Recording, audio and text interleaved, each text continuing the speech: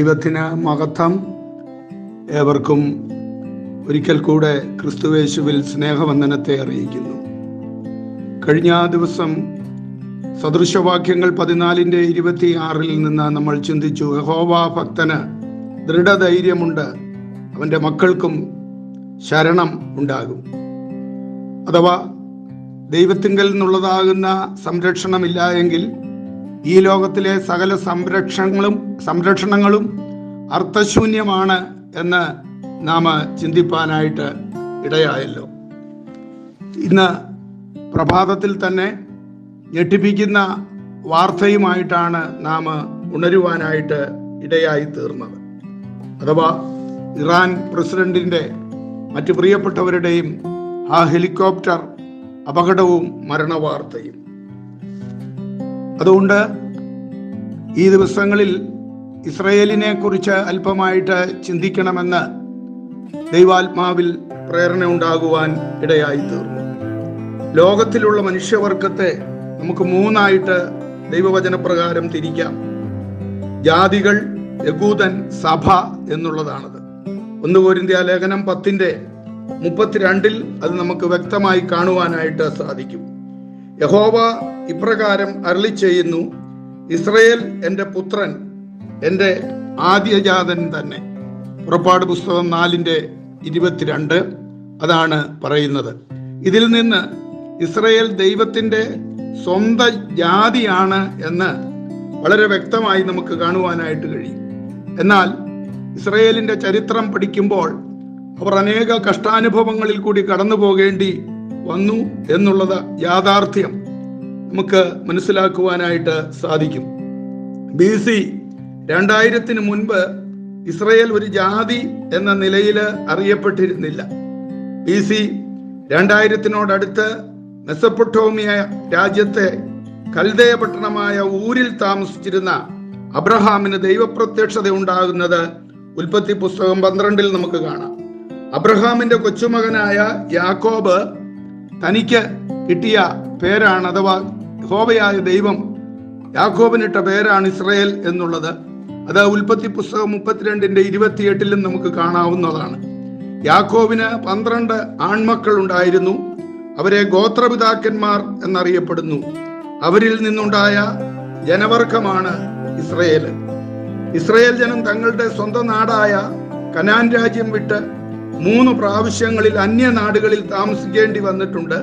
അതിൽ ആദ്യത്തേതാണ് യാക്കോബിന്റെ കാലത്ത് ദേശത്ത് വലിയ ക്ഷാമമുണ്ടാകുകയും അപ്പോൾ മിസ്രയീമിൽ ക്ഷാമനിവാരണത്തിനുള്ള ഭക്ഷ്യധാന്യം വിതരണം നടക്കുന്നു എന്ന് കേൾക്കുകയും അവിടേക്ക് തൻ്റെ പുത്രന്മാരെ അയക്കുകയും ചെയ്യുന്നത് നമുക്ക് കാണാം.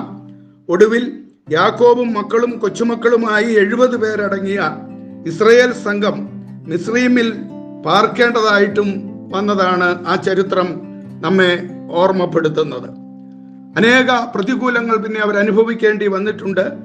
AD 70 റോമൻ സൈന്യാധിപനായിരുന്ന തീത്തോസ് യെരുശലേമിനെ വളഞ്ഞു.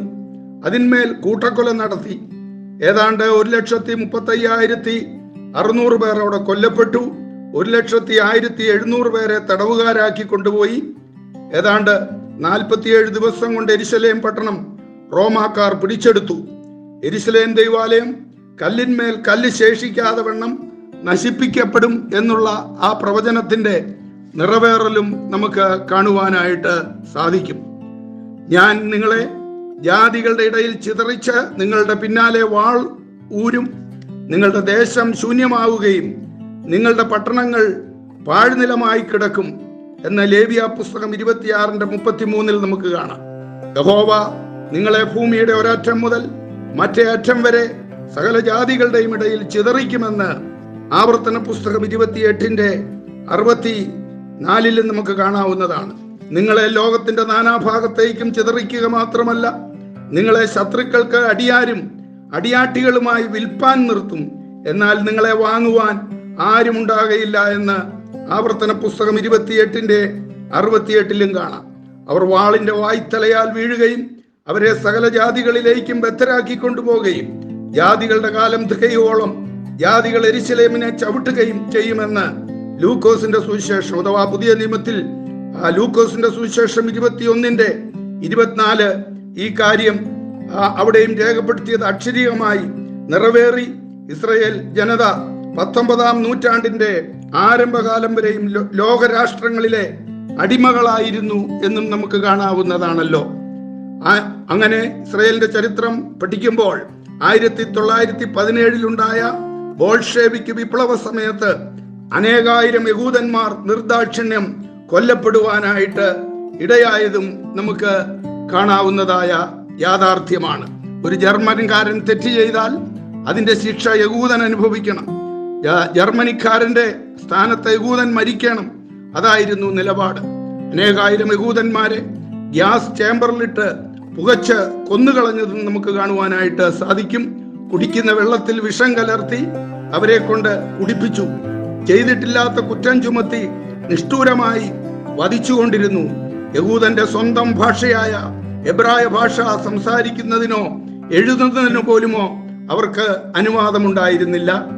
ഒന്നാം ലോകമഹായുദ്ധത്തോടുകൂടി യഹൂദന്റെ കഷ്ടകാലത്തിന്റെ മൂർധന്യ ദശയായിരുന്നു എന്നും നമുക്ക് മനസ്സിലാക്കാവുന്നതാണ്. മഹായുദ്ധത്തിലെ തോൽവി ജർമ്മൻകാരെ വല്ലാതെ ചൊടിപ്പിച്ചു. അവർ യഹൂദന്മാരോട് വളരെ കൂടുതൽ മർദ്ദന മുറകൾ പ്രയോഗിക്കുവാനായിട്ട് തുടങ്ങി. നാസി സംഘടനയുടെ നേതാവായ അഡോൾഫ് ഹിറ്റ്ലർ അരയും തലയും മുറുക്കി യഹൂദന്റെ ഉന്മൂല നാശം വരുത്തുമെന്ന് പ്രതിജ്ഞ ചെയ്തു.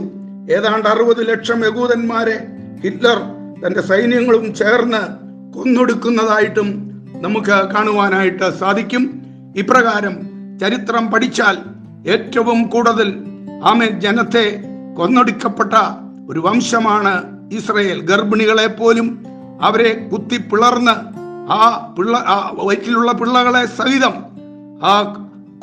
കുത്തി പിളർന്ന അനുഭവങ്ങളൊക്കെ അനേകം നമുക്ക് കാണുവാനായിട്ട് കഴിയും. ഇപ്പോഴും നടന്നുകൊണ്ടിരിക്കുന്ന ഇസ്രയേൽ പാലസ്തീൻ യുദ്ധം നമുക്ക് അറിയാമല്ലോ. എന്നാൽ ഇങ്ങനെയൊക്കെ ആണെങ്കിലും യഹൂദൻ ഇന്ന് ലോക രാജ്യങ്ങൾക്ക് ഒരു പേടി സ്വപ്നമാണ്. ലോകം മുഴുവനും ചിതറപ്പെട്ടു പോയ ഇസ്രയേൽ അവൻ സ്വന്തം രാഷ്ട്രം സ്ഥാപിച്ച് ഇന്ന് ലോക രാജ്യങ്ങൾക്കെല്ലാം ഒരു പേടി സ്വപ്നമായിരിക്കുന്നു. കാരണം എന്തെന്ന് ചോദിച്ചാൽ ആമോസ് പ്രവാചകൻ പറയുന്നു, ആമോസ് 9:9 അരിപ്പ കൊണ്ട് അരിക്കുന്നത് പോലെ ഞാൻ ഇസ്രായേൽ ഗൃഹത്തെ സകല ജാതികളുടെ ഇടയിൽ നിന്നും അരിപ്പാൻ കൽപ്പിക്കും, ഒരു തരി പോലും ശേഷിക്കയില്ല. അതെ, ഇവിടെ നാം ഓർക്കുക, ഇന്ന് പ്രഭാതത്തിൽ നമ്മൾ കേട്ട വാർത്ത, ഇറാൻ അണക്കെട്ട് ഉദ്ഘാടനത്തിനോട് ശേഷം ഇറാൻ പ്രസിഡന്റ് ഇബ്രാഹിം റൈസി, വിദേശകാര്യമന്ത്രി അമീർ അബ്ദുള്ള ഹിയാൻ, പ്രവിശ്യ ഗവർണർ മാലിക് റിഖ്മതി, അതേപോലെ ഇറാൻ പരമോന്നത നേതാവിന്റെ പ്രതിനിധിയായ തുല്ല മുഹമ്മദ് അലി തുടങ്ങിയവര് സഞ്ചരിച്ചിരുന്ന ആ ഹെലികോപ്റ്റർ തകർന്ന്, മൂടൽമഞ്ഞിൽ തകർന്ന് അവരെല്ലാവരും മരണപ്പെട്ടതായി, കൊല്ലപ്പെട്ടതായ വാർത്തയാണ് നമുക്ക് കാണുവാനായിട്ട് കഴിയുന്നത്. ഇസ്രായേൽ എന്ന വാക്കിന്റെ അർത്ഥം തന്നെ പോരാളി, ദൈവം വിതയ്ക്കും തുടങ്ങിയ അർത്ഥങ്ങളാണ് നമുക്ക് കാണുവാൻ കഴിയുന്നത്. അതേ, വാഗ്ദത്ത മെശിഹയെ തള്ളിക്കളഞ്ഞത് മുഖാന്തരമായിട്ട് ഇസ്രായേൽ ലോകം മുഴുവൻ ചിതറപ്പെടേണ്ടി വന്നു, അനേക യുദ്ധങ്ങൾ നേരിടേണ്ടി വന്നു. പക്ഷേ എങ്കിലും ഇസ്രായേൽ ദൈവത്തിന്റെ സ്വന്തം ജനമാണ്. ഒരു കാലഘട്ടത്തിന് ശേഷം ദൈവം അവരെ അനേക കഷ്ടങ്ങളിൽ കൂടെ കടത്തിവിട്ടിട്ടുണ്ടെങ്കിൽ തന്നെയും ഇസ്രായേൽ ദൈവത്തിന്റെ സ്വന്തം ജനമാണ്. ആ ജനത്തെ തൊടുന്നവർ വളരെ സൂക്ഷിച്ച് തൊട്ടില്ല എങ്കിൽ, അതെ, ഈ അടുത്ത സമയത്താണല്ലോ ഇറാനിൽ നിന്ന് അനേക മിസൈലുകള് അതേ ഇസ്രായേലിലേക്ക് തൊടുത്തുവിട്ടത്.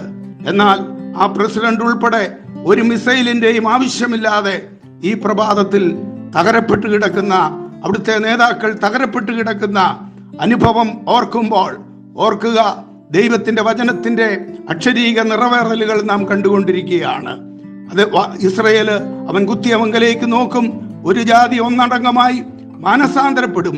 അന്ത്യകാലത്ത് ഇതെല്ലാം നടക്കേണ്ടുന്നതായ പ്രവചനങ്ങൾ മാത്രമാണ്.